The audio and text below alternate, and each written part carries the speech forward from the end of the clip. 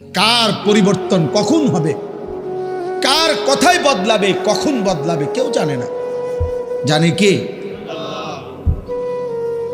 আল্লাহ। হয়তো তার কাছে এক কথা দিলে লাগছে যে হায় আসলে আমার জীবন এমন ঘৃণ্য জীবন। ফুজাইল ইবনে ইয়াজ রাহমাতুল্লাহ আলাই, রাত্রি গভীরে উনি বড় ডাকাত সর্দার ছিলেন। তো গভীর রাতে উনি ডাকাতি করতে গেছেন। রাশিয়া সামারকান্দের বড় ডাকাত, পৃথিবীর একজন বড় বিখ্যাত ডাকাত সর্দার ছিল তিনি। তো রাত্রিবেলা যখন গভীর রাতে এক বাড়িতে ডাকাতি করতে ঢুকছে আল্লাহর কুদরতে, দরজার সামনে গিয়ে যখন দাঁড়াইছে তখন শুনতেছিল বাড়িওয়ালা ওই সময় আল্লাহর কোরআন পড়তেছে। আমার কাছে আরবি কিতাব আছে, কিতাবে লিখছে আজ-জুহাদু মিআতুন, ওই কিতাব। তো এটা বাংলা অনুবাদ হয়েছে দুনিয়া বিমুখ শতমনীষী, অসাধারণ কিতাব। তো রাহনুমা প্রকাশন। তাই উনি দরজায় দাঁড়াইয়া শুনতেছে যে বাড়িওয়ালা ভিতর থেকে ওই ঘরের বুড়া মিয়া আল্লাহর কোরআন পড়তেছে। আলাম ইয়ানি লিল্লাযীনা আমানু আন তাখশা কুলুবুহুম লিযিকরিল্লাহ। আল্লাহ বলছেন আমার মুমিন বান্দা, আমি আল্লাহর শরণ, আমার বন্দিগি, আমার জিকির, আমার ইবাদতের জন্য তোমার মনটা নরম হওয়ার, অন্তরটা নরম হওয়ার সময় আজও কি হয়নি? আজও হয় নাই বান্দা? আর কোনোদিন আমাকে সেজদা দিবা না? আর কোনোদিন আমার নামাজ পড়বা না? তাহলে আর কোনোদিন হালাল খাইবা না? আর কোনোদিন নারী পর্দা করবা না তুমি? আল্লাহ যেন ভেবে আম করে বলে, দিনের পর দিন যে ফজরের নামাজ পড়ে না, আল্লাহ যেন তাকে ডাক দিয়ে বলে বান্দা তাহলে কি আর কোনোদিন ফজরের সেজদা দিবা না? প্রতিদিন যে গালিগালাজ করে, আল্লাহ যেন বলে বান্দা তাহলে কি আর কোনোদিন এই গুনাহ ছাড়বা না? এভাবেই বলে যাইবা, এভাবেই আমি আল্লাহকে কষ্ট দিবা।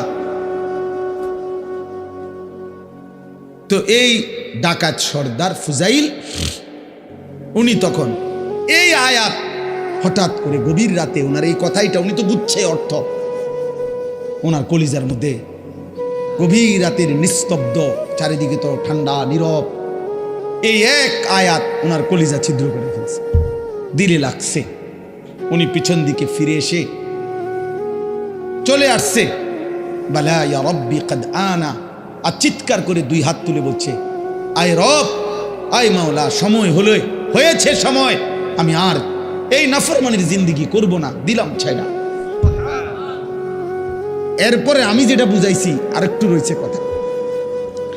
এই ডাকাত সর্দার তিনি এত দুর্ধর্ষ ডাকাত ছিলেন যে ওই জামানায় আপনার যেই কোনো মানুষ, পথিক, মুসাফির, এমনকি বাচ্চা পর্যন্ত ওই অঞ্চলে ওনার নাম শুনলে ভয় পাইত।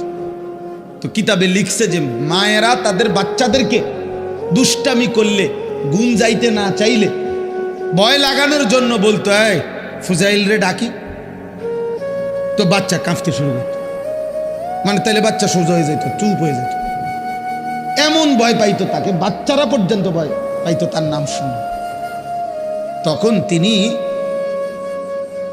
চিন্তা করছে ওই ঠিক ওই সময় রাত্রে উনি পিছনের দিকে আইসা কোথায় যাবে এই মুহূর্তে, তো আল্লাহর কাছে এক ফোঁটা চোখের পানি ফেলতে ওনার মন চাইছে, তওবা করবে, মাফ চাইবে, আজকেই গুনাহ ছেড়ে দিবে।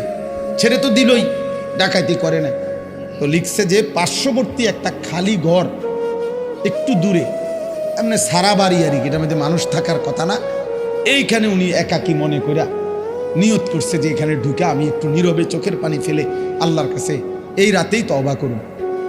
তো উনি ঢুকছে ওই ঘরে, ঢুইকা দেখে ওইখানে কিছু লোক, যারা তৎকালীন জামানায় মানুষ এক জায়গার থেকে আরেক জায়গায় সফর করার সময় রাত হয়ে যাওয়ার কারণে এইখানে আশ্রয় নিছে কিছু লোক আর কি, ওরা ওইখানে শুয়ে রয়েছে, মুসাফির, পথিক মুসাফির।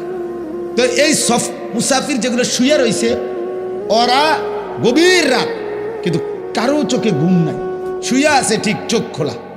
তো তখন উনি ঢুকেই শুনতেছে, ওরা বলতেছে এই সাবধান, ঘুমায়ও না কেউ, ফুজাইল যদি টের পায় তাইলে কিন্তু সব লুণ্ঠন করে ফেলবে, সব ছিন্ন ভিন্ন করে ফেলবে, সব কিছু ছিনিয়ে নেবে, কাজে কেউ ঘুমায়ও না, সতর্ক, কোনোভাবে রাতটা পার করে এখান থেকে পার হইতে হবে।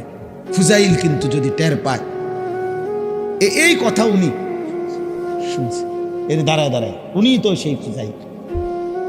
এই তখন কিতাবে লিখছে উনি এইবার এমন কান্দা কানছে, কাইদা বলছে মাওলা আমি বুঝি এমন নিকৃষ্ট হইলাম যে বাচ্চা পর্যন্ত আমারে ভয় পায়, এমনকি পথিক মুসাফির ভিন দেশি পর্যন্ত আমার নামে কাঁপে, আমি কি পরিমাণ মানুষের কষ্ট দিলাম। তখন উনি নিয়ত করে বলছে আল্লাহ আমি আর এই জমিনেই থাকবো না, এই মাটিতেই আমি এই দেশেই আর থাকবো না। তখন উনি তওবা করে সরাসরি হিজরত করে আল্লাহর ঘর মক্কায় চলে আসছে, আর বাকি হায়াত কাবার পাশেই উনি জীবন কাটাইছে। এরপরে উনি হইছেন সাইয়্যিদুল আউলিয়া, আউলিয়াদের সর্দার।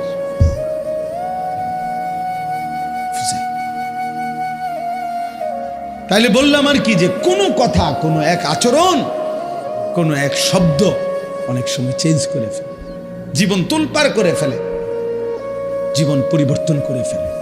আল্লাহ তোমাদেরকেও বদলে দিক। তোমরা যারা কিশোর ছেলে, নওজোয়ান ছেলে, দোস্ত তোমার জীবনের কদর করা উচিত। তোমার কথা কেউ মনে করবে না, তুমি নষ্ট হয়ে গেলে ধীরে ধীরে তোমার জীবন, তোমার চরিত্র, তোমার আখলাক, তোমার লজ্জাস্থান, তোমার শরীর, তোমার কোমর, তোমার যৌবন তুমি শেষ করে দিলে খোদার কসম কেউ মনে করবে।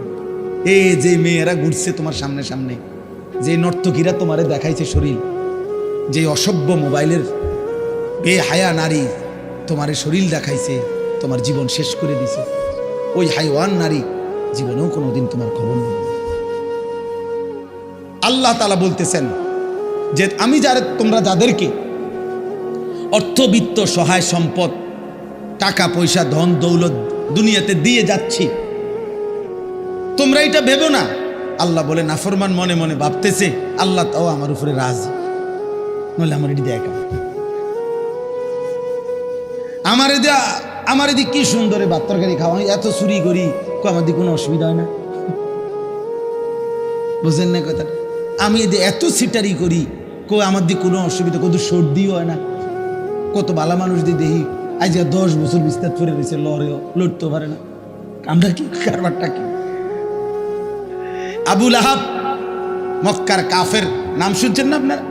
নবীজি সাল্লাল্লাহু আলাইহি সাল্লামের বিরোধিতাকারীদের মধ্যে সবচেয়ে বেশি বিরোধিতাকারী যে কয়েকজন, এর মধ্যে একজন আবু লাহাব।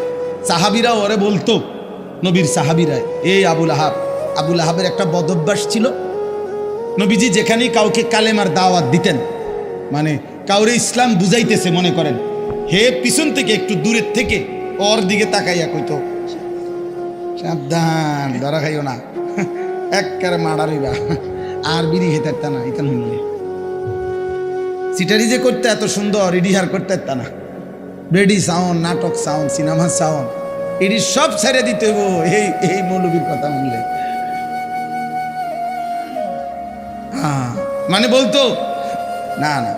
এরপরে নবীজি সাল্লাল্লাহু আলাইহি সাল্লাম সরে গেলেই এই বেঈমান ওই লোকের কাছে গিয়ে বলতো, কি কইছে, এই কইছে তোরে না, সাবধান, এটি কইয়া হে বিরাট বড় জাদুকর, নাউজুবিল্লাহ, ও অনেক বড় গণক, ও একটা ফেরেশতা গায়ে দিছে সমাজটার মধ্যে, কয় যে আমাদের পুরাটা এলাকা নষ্ট করে লাইছে, মায়ের লগে এখন আর ফুতের মিল নাই, ফুতের লগে মার মিল নাই, স্বামীর লগে স্ত্রীর মিল নাই, বাপের লগে ফুতের মিল নাই, একটা বেড়াছাড়া লাগাই দিছে, নাউজুবিল্লাহ। এইভাবে সে বলতো। তো তাফসীরের মধ্যে আছে নবীজির বিভিন্ন সাহাবীরা ওরে বলতো, আবু লাহাব তুমি যেই বাড়াবাড়ি করতেছো আতলারও, তোমার তো আল্লাহ তাআলা এই হাত অচল করে দিতে পারে, আল্লাহ তো তোমারে ধ্বংস করে দিবে, হাত তো অচল করে দিবে, তুমি নবীর এভাবে বিরোধিতা করতেছো, সারাক্ষণ লাগে থাকো তুমি পিছে পিছে। এই তখন তাফসীরের মধ্যে আছে প্রত্যেক দিন সকালবেলা আইসা ওই লোক পরিচিত, এরা সমবয়সী না, যারা ইমানদার হয়েছে সাহাবী, ওরাও তো অনেকেই কুরাইশ বংশীয়, তো সমবয়সী, এক লগে চলুন না মানুষ, তো আইয়েই কইতো, কিরে এই যে হাত কিচ্ছু হয়েছে না, এই যে কি সুন্দর কত কইলা তো এরুম হইব এরুম হইব কিচ্ছু তো হয়েছে না। এই এত বড় হারামি আছে, হারামি দা গ্রেট, হারামির এক শেষ, ওই অহংকার করত। তো আল্লাহ তাআলা বলেন আয়াহসাবুনা আন্নামা নুমিদ্দুহুম বিহি মিন মালিন ওয়া বানিন নুসারিউ লাহুম ফিল খায়রাত। আল্লাহ বলে যাদেরকে আমি দুনিয়ায় কিছু সম্পদ এবং কিছু সন্তানাদি জিফুত নায়নাত করে দিছি, তারা ভাবতেছে আমি আল্লাহ তাআলা তাদেরকে ভালোর উপরেই রাখছি, কল্যাণের উপরেই রাখছি, খুশি আমি তাদের উপরে। তারা মনে মনে ভাবতেছে না, বাল্লা ইয়াশউরুন, আসলে তারা বুঝতেছে না যে শুধু সম্পদ, শুধু সন্তান, শুধু অর্থ, শুধু ক্ষমতা, শুধু সুস্থতা, দুনিয়াবি কোনো চাওয়া পাওয়া পূর্ণ হওয়া, এটা কোনোভাবেই আল্লাহর সন্তুষ্টির কোনো পরিচয় নয়। আল্লাহর সন্তুষ্টির পরিচয় নয়। বাঘের, সিংহের, গরুর, ছাগলের কোনোদিন সর্দিও হয় না, কাশিও হয় না, ব্যায়ামও হয় না, পেটে ব্যথাও হয় না, ডায়াবেটিসও নাই, গ্যাস্ট্রিকও নাই, কিচ্ছু নাই। তাহলে তো আল্লাহ তাআলা সবচেয়ে বেশি সন্তুষ্ট জানোয়ারের উপর, নাকি? কথা বলে না কেন? তাহলে এইটা নেই, পেটে অসুখ, মাথা ব্যথা নাই, ভাত খাইতে আসি, ঘুম যাইতে আসি, এটাই যদি প্রমাণ করে আল্লাহ সন্তুষ্টি, তাহলে তো জন্তু জানোয়ারের এগুলো আরো বেশি পূরণ হচ্ছে। হ্যাঁ, কোনো হাসপাতাল নাই, চিকিৎসা এত বেশি কিছু নাই। অতএব এটা না, আল্লাহ বলছে বল্লা ইয়াশউরুন, না না, নাফরমান বান্দা বুঝতেছে না, ও বুঝতেছে না। ভাত খাইতে দিচ্ছি বলে, ঘুম যাইতে দিচ্ছি বলে আমি এটা প্রতিদিনের জন্য বলি যে আরে ভাই, কেউ কেউ আসো তোমরা ছেলেরা, হয়তো মনে করছো কোনো রোগ নাই, শোক নাই, কেউ বাধা দেয় না, সব মন মতো চলতেছে, মন মতো তুমি ভেবেছ এভাবেই চলবে। না না, আল্লাহ বলে দুনিয়ায় ভালো থাকা, দুনিয়ায় একটু আরামে থাকা, এটা আমি আল্লাহর সন্তুষ্টির পরিচয় প্রমাণ নয়। আমি তো কাফের বেঈমানকে দুনিয়া অনেক ভালো থাকতে দিছি, অনেক সম্পত্তি দিয়ে ভরপুর করে দিছি। অতএব এগুলো কি আমি আল্লাহর সন্তুষ্টির জন্য দিছি? কথা বলেন না কেন? তাহলে এটা না। দাওয়াত গত বছরও দিনাজপুরে হুসাইন ভাই খুলনাতে, হ্যাঁ, দাওয়াত দিয়ে সারছি, শুনছে 20 মিনিট কথা বলার পরে ওরা 3 ছেলে আমার বলতে, হুজুর আমরা তো হিন্দু, কিন্তু আমার কথা পুরো শুনছে, হ্যাঁ, মনোযোগ দিয়ে শুনছে। আমি বলছি ঠিক আছে ভাই, কোনো অসুবিধা নাই, মালিকের কথাই বলছি, তোমার সৃষ্টিকর্তার কথাই তোমারে শুনাইছি। সেই দিন এক মাওলানা সাহেব রংপুর থেকে খবর পাঠাইছেন যে একটা মাহফিলের ডেট দিতাম কেন এত দরকার হইল, উনি বলছেন যে এক ওই বাজারের হিন্দু ছেলে, ওর কথা হইল হুজুর, এই হুজুর রে দাওয়াত দেন। আলহামদুলিল্লাহ,